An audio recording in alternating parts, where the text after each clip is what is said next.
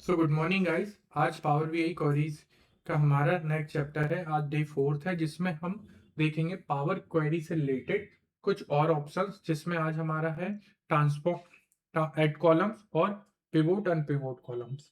इनके यूज कैसे करना है पावर क्वेरी एडिटर में, उसको हम देखेंगे। तो सबसे पहले हम आ जाते हैं अपने पावर बीआई की स्क्रीन पे। यहाँ पे हम आ जाते हैं ब्लैंक रिपोर्ट पे और फिर ऑप्शन पे क्लिक करते हैं ट्रांसफॉर्म पे, क्योंकि हमको अभी हम क्या पढ़ रहे हैं, पावर क्वेरी एडिटर। तो जैसे ही हमने ट्रांसफॉर्म पे क्लिक किया हम पावर क्वेरी एडिटर पे आ गए। अब यहाँ से हमको सबसे पहले ट्रांसफॉर्म का हमारा एक ऑप्शन बचा हुआ है, पिवोट और अनपिवोट। ठीक है, तो उसके लिए हमको क्या है, डेटा को लोड करना पड़ेगा। तो हम सबसे पहले न्यू सोर्स पे गए, एक्सेल वर्कबुक, और पिवोट अनपिवोट वाला डेटा को लोड कर लिया। जैसे ही मैंने डेटा को लोड किया, ये डेटा यहाँ पे प्रीव्यू होने लग गया और इधर मेरी स्क्रीन पर आ गया। ठीक है, अब ये कॉलम्स मेरे नहीं आ रहे हैं। तो कॉलम्स नहीं आ रहे हैं तो इसको मेरे को एक स्टेप ऊपर करना है। तो कैसे करेंगे, इसके लिए हम क्या करेंगे, यूज। बहुत बढ़िया, हो गया। उसके बाद में देखो, पिवोट एंड पिवोट क्या करता है, रोज टू कॉलम और कॉलम्स टू रोज ऑपरेशन को परफॉर्म करता है। प्रॉब्लम समझो कि हम इसको यूज क्यों कर रहे हैं। देखो मेरे पास में एक डेटा है ना, जिसमें सीरियल नंबर, प्रोडक्ट, कैटेगरीज और कंट्रीज। फिर उस कंट्रीज में है ना, कितने ईयर्स में कितनी सेल हुई। तो उसने बताया 2021 में मेरी इतनी सेल हुई है, 22 में इतनी हुई है, 23 में इतनी हुई है, 24 में इतनी हुई है और 25 में इतनी हुई है। तो अब ये हर सेल्स के एक अलग अलग कॉलम्स हैं। हर सेल के क्या है, अलग अलग कॉलम्स हैं। मैं ये चाहता हूं कि ये मेरे कॉलम्स अलग अलग ना होके एक सिंगल रोज में आ जाए। जैसे मेरी लैपटॉप्स की ये कितनी है, लैपटॉप्स के इलेक्ट्रॉनिक्स इंडिया में 5 कॉलम्स हैं, है ना, 21 से लेकर 25 तक के। तो मैं ये चाहता हूं मेरी रोज की एंट्रीज बढ़ जाए लेकिन मेरे कॉलम्स कम हो जाए। ठीक है, मैं क्या चाहता हूं, मेरे जैसे इंडिया के इलेक्ट्रॉनिक्स लैपटॉप में 5 एंट्रीज और हो जाए लेकिन ये कॉलम्स हट जाए ऐसे मल्टीपल। तो मैं क्या करूंगा, इनको मैं सिलेक्ट करूंगा, 1 2 3 4 और 5। ये पांचों कॉलम्स को मैंने सिलेक्ट किया और मैं किस में जाऊंगा, ट्रांसफॉर्म में, और क्या कर दूंगा, पिवोट कॉलम। ठीक है, पिवोट कॉलम पे मैंने ये इसको सिलेक्ट किया। तो देखो, अब आउटपुट आपका ईयर आ रहा है, यहाँ पे एट्रीब्यूट की जगह पे मैंने क्या कर दिया, इसको ईयर। ठीक है, और अब देखो कैसा हो गया, लैपटॉप की इंडिया में पांचों ईयर्स की सेल्स आ गई, 21, 22, 23, 24 की ये सेल्स आ गई।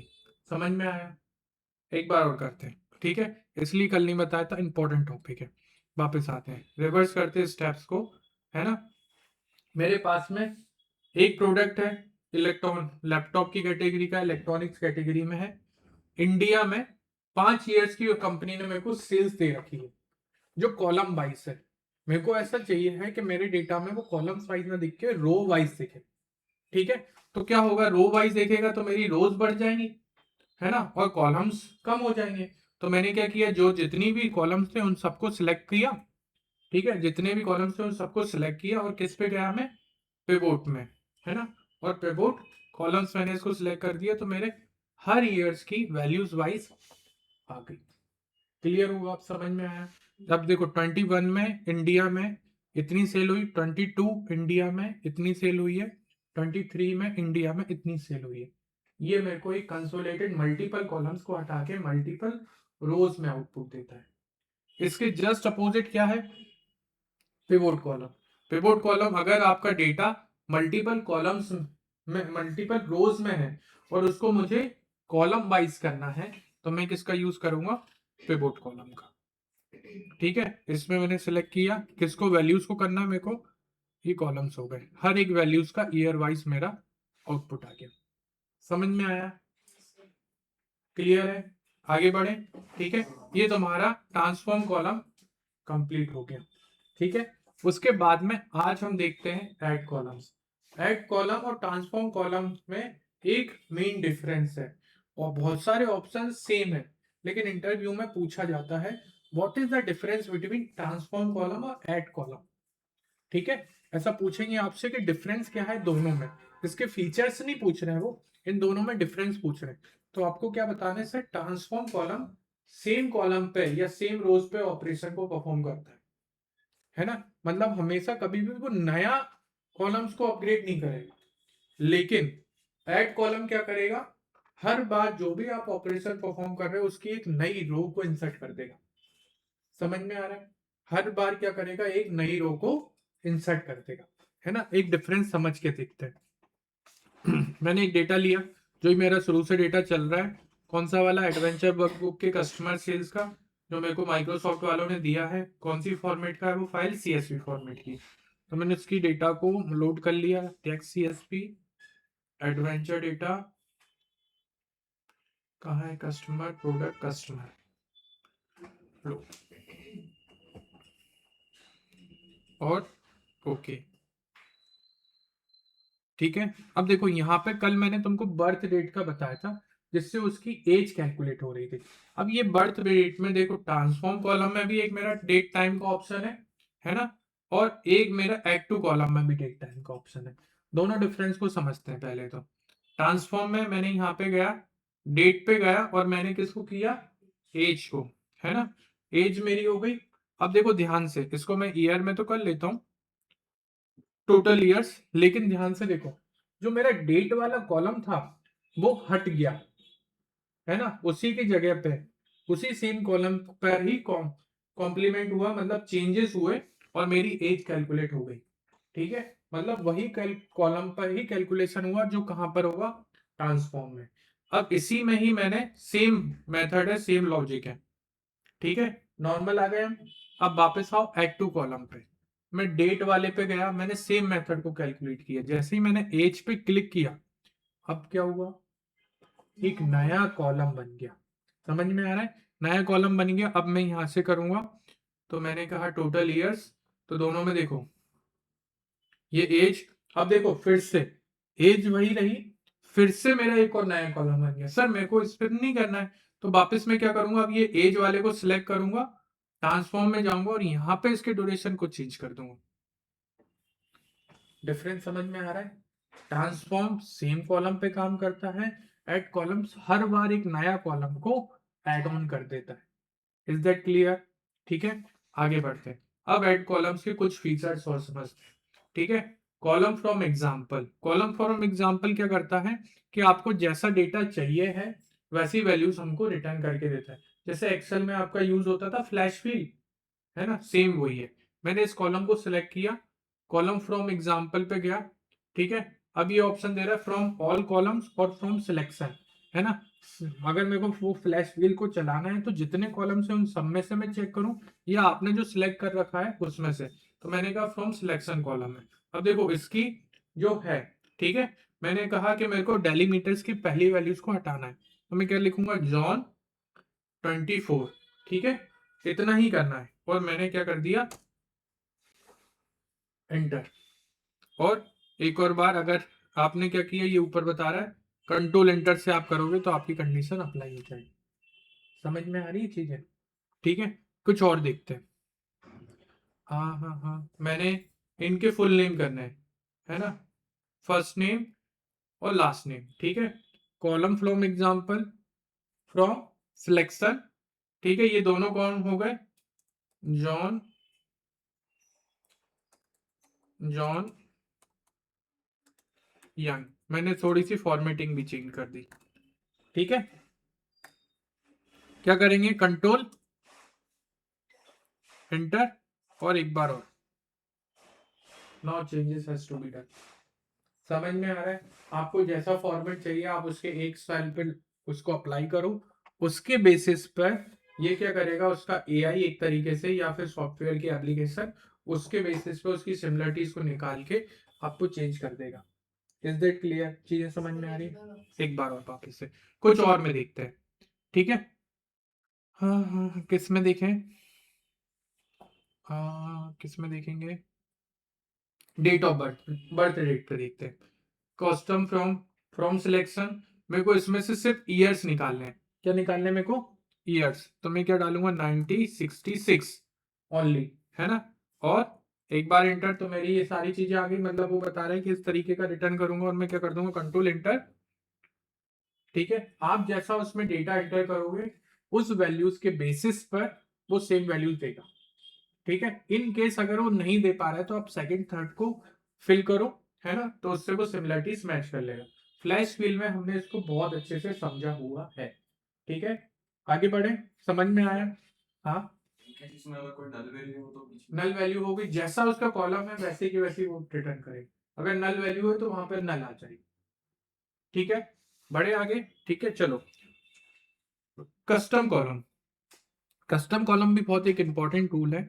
ये क्या करता है, हमारी किसी भी कंडीशन के बेसिस पे काम करता है। जैसे आपको कोई मैथमेटिकल फॉर्मूला लगाना है या कोई कंडीशन देनी है, जैसे सपोज मैंने इसमें किया और कस्टम कॉलम, ठीक है, इसका मैंने नाम दे दिया सैलरी, है ना, आफ्टर टैक्स। ठीक है, अब मैंने यहां पे लिया किसकी, सैलरीज को, एनुअल इनकम हो गई। ठीक है, यहाँ पे मैंने इसको इंसर्ट करा दिया और इसमें मैंने मल्टीप्लाई कर दिया, सपोज किसका, है ना, टैक्स कितना लगता है, 1.8। ठीक है, 18% लगता है ना, तो मैंने इसको मल्टीप्लाई कर दिया, इसके ऑपरेशन को परफॉर्म कराना है, सैलरीज आफ्टर टैक्स।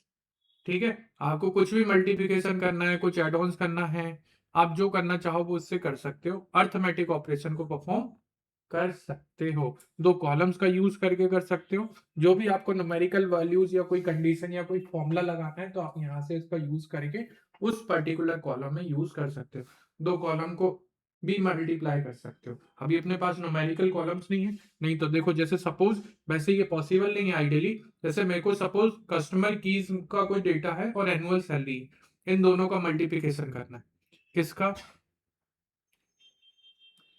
सपोज मैंने कहा एनुअल सैलरीज, एनुअल इनकम को मैंने मल्टीप्लाई कर दिया मेरे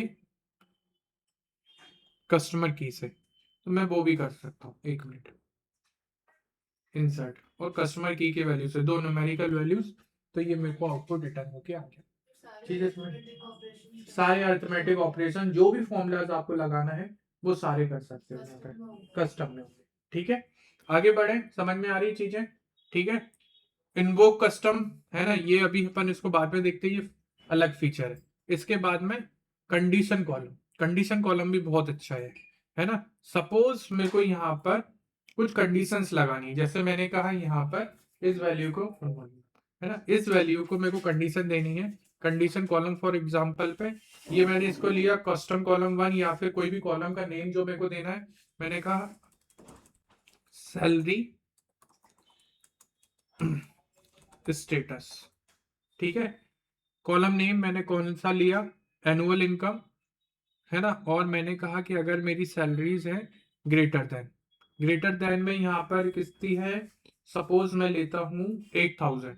अगर मेरी सैलरीज 8000 80,000 से ज्यादा है तो मेरी क्या आ जाएगी, हाई सैलरी। ठीक है, फिर मैंने कहा एड क्लॉज, अगर मेरी एनुअल इनकम, कहाँ गई, एनुअल इनकम ग्रेटर देन है, ग्रेटर देन और इक्वल्स टू, ठीक है, ग्रेटर देन और इक्वल्स टू है कितनी, 50,000 से, तो ये हो जाएगी मीडियम सैलरीज। ठीक है, और फिर एड क्लॉज में मैंने कहा इसकी अगर एनुअल सैलरीज, एनुअल इनकम मेरी है लेस देन और इक्वल्स टू 20,000 से, ठीक है, तो ये हो जाएगी लो सैलरी। ठीक है, और मैंने इसको कर दिया ओके। ठीक है, अब ये नल नल के बारे में वो भी बताता हूँ। पहले एक काम करते हैं, ये जो मेरा सैलरी वाला कॉलम है इसको मैं मूव करके ले जाता हूँ तुम्हारे वहां पे बिगनिंग टू एंड पर। ठीक है, मैंने 3000 पे कोई कंडीशन नहीं दी थी, 2000 पे मैंने कंडीशन दी। अब मेरे को इसको चेंज करना है ना, तो मैं क्या करूंगा, देखो 5000 तक की तो है, लेकिन 5000 से लेके 2000 तक के बीच के लिए मैंने कुछ दिया ही नहीं है, तो मैं यहाँ पे क्या करूंगा, या तो 40,000 कर दूंगा या फिर, तो ये नल वैल्यू से फिल हो गई। अब देखो इसको कंपेयर करो, कहाँ गई आपकी सैलरीज, यही है ना, नहीं कहाँ गया, बिगिनिंग टू लास्ट, अच्छा मैं उस पर रिकॉर्ड, ये वाली हाई सैलरीज आ रही है।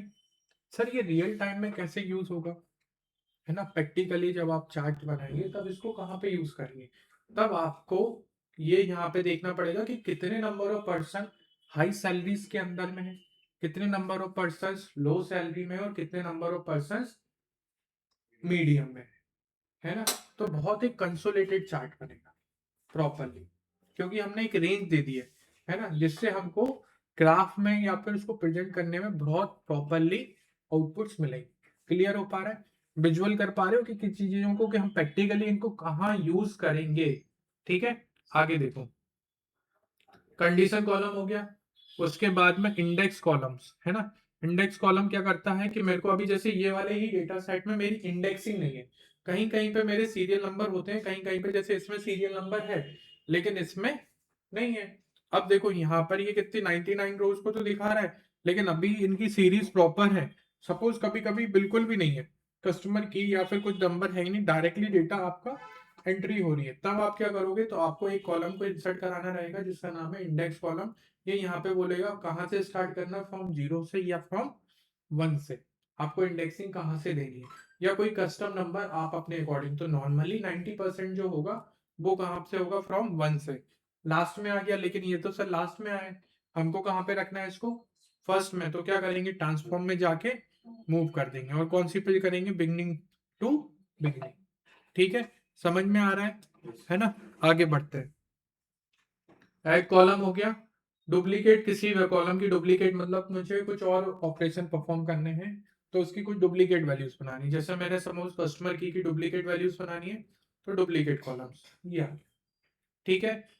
और क्या कर सकते हैं हम, ऐड कॉलम्स हो गए, है ना। फॉर्मेटिंग मैंने तुमको बताई थी कल कि अपर केस लोअर केस और ये सारी चीजें करनी है। इसमें क्या होगा, हर बार उसका एक नया कॉलम बन जाएगा, क्या होगा, हर बार एक नया कॉलम बन जाएगा। ठीक है,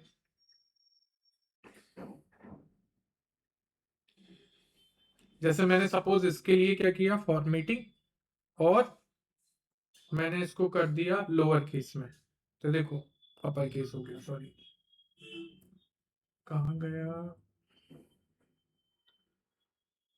ये रहा जॉन, और इसमें आ गया, कहाँ गया, फॉर्मेटिंग और लोअर केस। ठीक है, हो रहा है। अब देखो लोअर केस में दो नेम हो रहे हैं, कल क्या हो रहा था, उसी सेम में चेंजेस हो रहे थे। समझ पा रहे हो, आगे बढ़ते हैं। फेजेस वगैरह तो ये मैंने तुमको बताई दी है ना, अभी तुम्हारी यूजफुल नहीं है। टाइम ड्यूरेशन भी मैंने तुमको बता दिया, राउंड अप वैल्यूज भी बता दिया है, और ये भी दोनों अभी हाल ही बताया। ठीक है, आगे बढ़ते हैं, व्यू है ना। व्यू क्या करता है, ये जो इसकी स्क्रीन है उस पे की चीजों को चेंजेस करके बताता है। जैसे मैंने क्या किया, मोनोस्टेप मतलब मेरी ये फॉन्ट की स्टाइल की थोड़ी सी चेंज करके देख सकता हूं मैं। शो वाइड स्पेसेस, अगर कहीं पे वाइड स्पेसेस है मतलब स्पेस वगैरह है, तो वो दिखाएगा फॉर्मूला बार अगर आपको चाहिए है तो, नहीं तो नहीं। ठीक है, शो हाइड आप कर सकते हो। उसके बाद में कॉलम क्वालिटी, ये बहुत अच्छा पॉइंट है। ये क्या करता है, आपको बहुत यूज आएगा। एक ये हुआ, और एक कॉलम डिस्ट्रीब्यूशन और कॉलम प्रोफाइल, ये तीन टॉप पॉइंट आपको यूज में आएंगे जो एक्सेल में नहीं थे, यहाँ पर थे। क्या है, ध्यान से समझो। अभी तो मेरे डेटा में 1% की एरर नहीं है, लेकिन इन केस अगर आपकी वहां पर एरर आई, है ना, जो आएगी, है ना, जब आप प्रोजेक्ट्स करोगे, तब यहाँ पे ये जो एरर आएगी वो कुछ वैल्यूज बढ़ जाएंगी और ये 100% से कम हो जाएगा। एम्प्टी सेल जो तुमने पूछा, है ना, उसकी वैल्यू कितने मेरे सेल में इस डेटा में कितनी नल वैल्यूज है, कितनी ब्लैंक है, उनके परसेंटेज में कैलकुलेट करके बताएगा। ठीक है, उसके बाद में कॉलम क्वांटिटी हो गई, फिर उसके बाद में कॉलम डिस्ट्रीब्यूशन, है ना। यहां से भी एक इंटरव्यू का टॉपिक क्वेश्चन बनता है, what is the difference between distinct values and unique value. देख के बताओ क्या समझ में आ रहा है।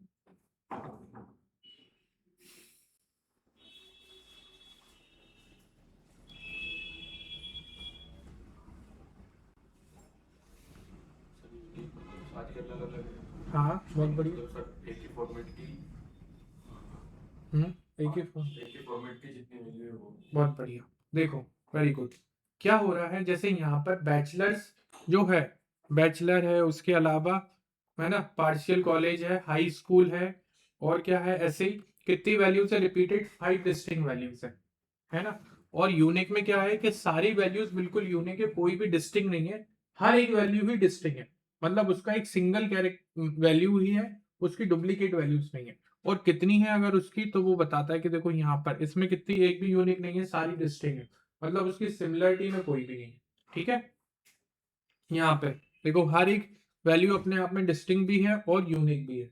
क्यों? क्योंकि उसकी डुप्लीकेट वैल्यू नहीं है। अगर डुप्लीकेट वैल्यू होती तो यहाँ पर इस तरीके से आ जाती, मतलब वो यूनिक में के अपोज में हो जाती। ठीक है, जैसे इसमें कितने मिस्टर 4 है, मिस्टर मिसेज नल होगी और एमआरएस। ठीक है, सेम कस्टमर में रिपीट हो रहे हैं, उसके बाद में डिस्टिंक्ट वैल्यूज इस तरीके से दिखा रहे हैं। डिस्टिंक्ट मतलब उसकी डुप्लीकेट वैल्यूज, और यूनिक मतलब वो इंडिविजुअली कितनी बार है। ठीक है, आगे आओ, नेक्स्ट है कॉलम प्रोफाइल। कॉलम प्रोफाइल आपको क्या बताता है, जैसे आपने मैं किसी कॉलम को सिलेक्ट किया, तो उसमें बताएगा कि अभी मैंने कितने डेटा का काउंटिंग है, इसमें इतना काउंट है, उसमें एरर कितनी है, एम्प्टी सेल कितने हैं, डिस्टिंक्ट वैल्यूज कितनी है, और यूनिक कितने हैं, और एम्प्टी कितनी है। अभी देखो सबसे ज्यादा इसमें काउंट ऑटोमेटिकली तुम बस सिलेक्ट कर रहे हो, वो उसका ग्राफ बता रहा है कि सबसे ज्यादा कितनी है ना, बैचलर्स की कितनी है, 293 है ना, जो पूरे डेटा में 29% डेटा को कवर कर। ठीक है, पार्शियली कॉलेज में कितनी है, 287 है, जो 228% डेटा को सिलेक्ट करे। सेम फॉर हाई स्कूल और same for partially high school. ठीक है, कितनी बार ये वैल्यूज रिपीट हुई हैं, और जो पूरे 100% डेटा में से उनका कितना परसेंट ऑफ पार्ट है। ठीक है, लास्ट है हमारा क्वेरी सेटिंग्स। मैंने तुमको 2-3 जगह पे बता दिया है कि इन केस अगर तुम्हारा डेटा कहीं प्लेस से मूव हो रहा है ना, तो आप उसकी सेटिंग से जाके एरर आ रही है जो आएगी।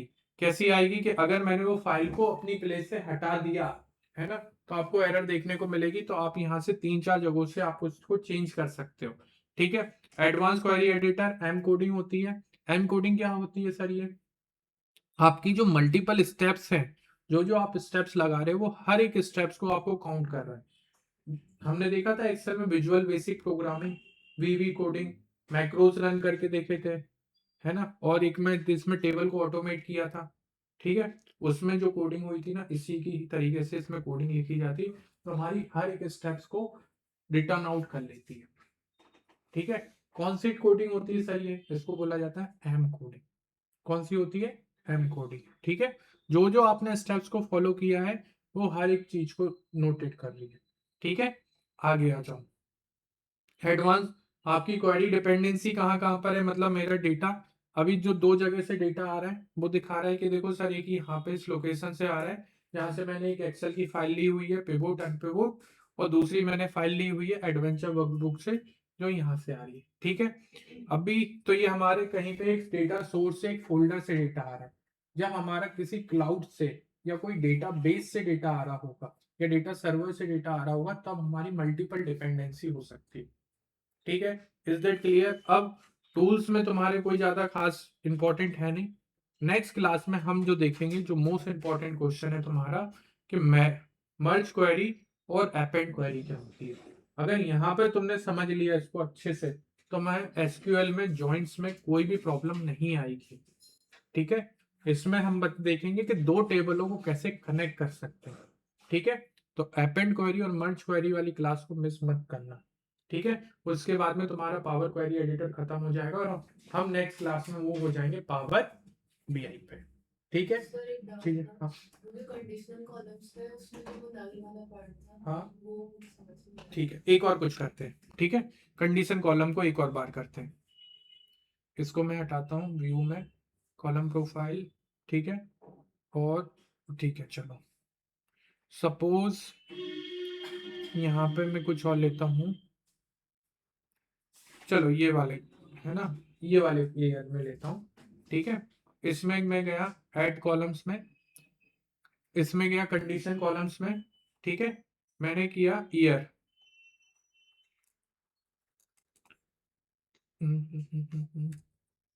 या मैंने कहा एजेस। ठीक है, कॉलम नेम मैंने किस पे डाला है, ये वाला ब्लॉक किस पे है, उसका नेम क्या है, कॉलम का ईयर है ना। अगर मेरी वैल्यू ग्रेटर देन है, ग्रेटर देन और इक्वल्स टू है किसके, 90, लास्ट की क्या दिख रही, 9044, ठीक है। तो आउटपुट क्या है इसका, एल्डर, ठीक है, एल्डर एज है। फिर उसके बाद में मैंने एक और क्लॉज लिया, इसमें मैंने लिया एज कहाँ है, ईयर है ना। फिर इसमें और मैंने ले लिया 40 इयर्स का डिफरेंस ले लेता हूँ, ग्रेटर देन और इक्वल्स टू, ठीक है। इसमें मैंने ले लिया 9060, ठीक है, 9060 या उससे ज्यादा, तो मैंने इसमें दे दिया, क्या दूं इसकी एज को, अडल्ट, एडल्ट, ठीक है। और यहाँ पे मैं दे देता हूँ ईयर कॉलम को फिर से, और अगर इसकी एज ग्रेटर देन और इक्वल्स टू हो जाए किससे, 90, हाँ हाँ हाँ हाँ, क्या दे, 9070 दे देते हैं, ठीक है, और यंगर, ठीक है, ओके करते हैं।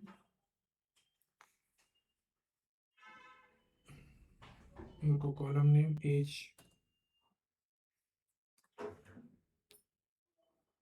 ठीक है, येल्डर, सारे येल्डर आ रहे हैं उसमें।